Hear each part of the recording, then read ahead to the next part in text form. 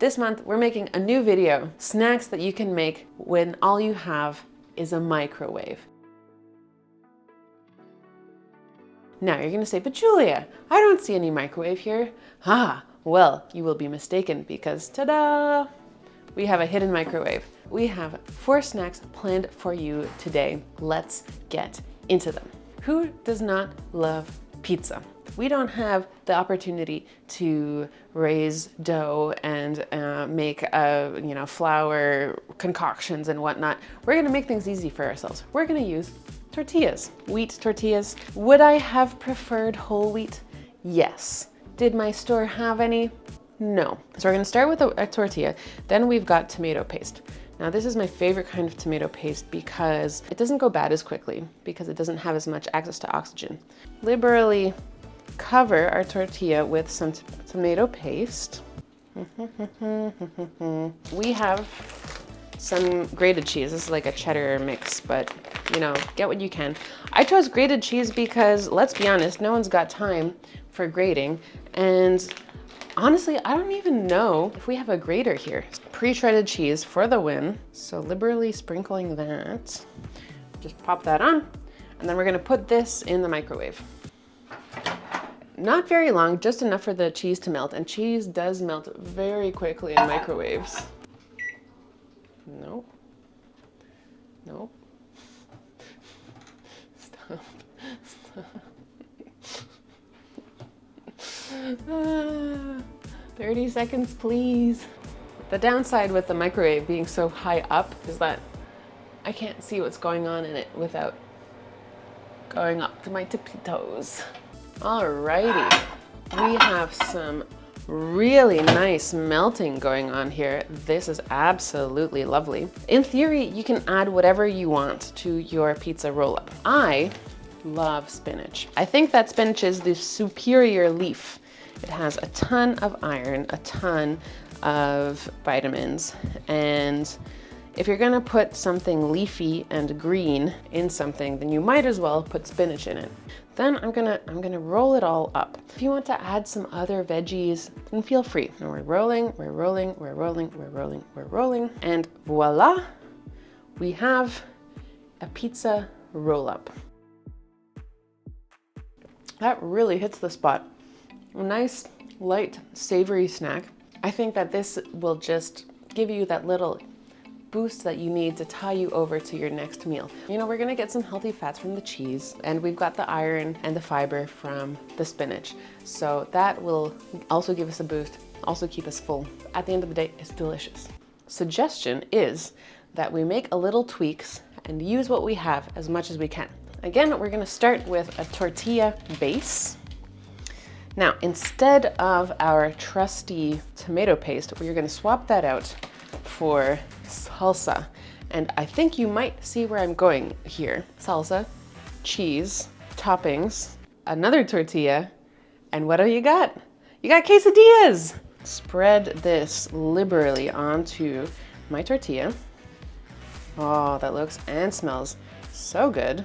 Got our cheese again, a nice big helping because this has to stick to the top level.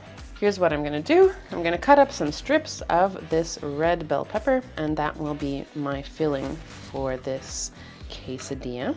And you can do this with anything. If you have some leftover mushrooms, you can do that, or some zucchini, tomatoes, any kind of meat. That would be fine as well. Spinach, duh. Why not? I don't think this is traditional, but hey, like I said, I love spinach, and I love the extra iron that we get. Plop it on. I'm gonna give it a press to help it. So I'm gonna go 1 minute on this guy. Start.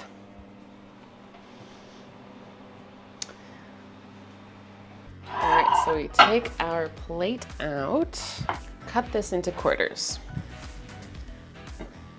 Here are our lovely quesadillas, along with a side of guacamole. So this is absolutely delish and so flexible. Put in whatever leftovers you have from home, bring them in. This is really, really easy to get ready.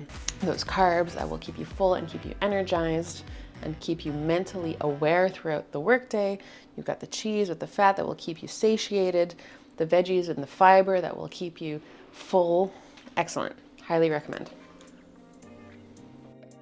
Is it possible to make shakshuka in a microwave? Well, it's possible to cook an egg in a microwave, so I don't see why we wouldn't be able to cook shakshuka in it. So I'm going to, in a bowl, in a microwave safe bowl, I'm going to add like half tomato paste, half salsa. And yes, this is absolutely not traditional and it's not correct. And this is very much just a meal inspired by shakshuka, so don't get mad at me. I'm gonna chop up some more of these red peppers. Why not make use of that? So in those go. Give that a stir. We've made a little dip, like a little hole. And we're just gonna go right in and crack, whoop, the egg in. I had some, like a little bit of feta cheese left over. So I'm gonna sprinkle that in as well along the sides. We've got all of our ingredients in. Now we just have to cook the egg, essentially. Now, in theory, you can use that same tortilla that we bought earlier. By now, I'm thinking I want a little bit of a change, and pita bread just goes so well with shakshuka. Pita, knife. I'm just gonna make little triangles, probably sixths. I used to have a Persian friend in elementary school, and I would go to their place, and they always had pita served with every meal. And what I learned from them is to just cut pita bread with scissors. Great hack. Okay, what? Oh my goodness, it is not even close to cooked. We're gonna go in for another minute and a half.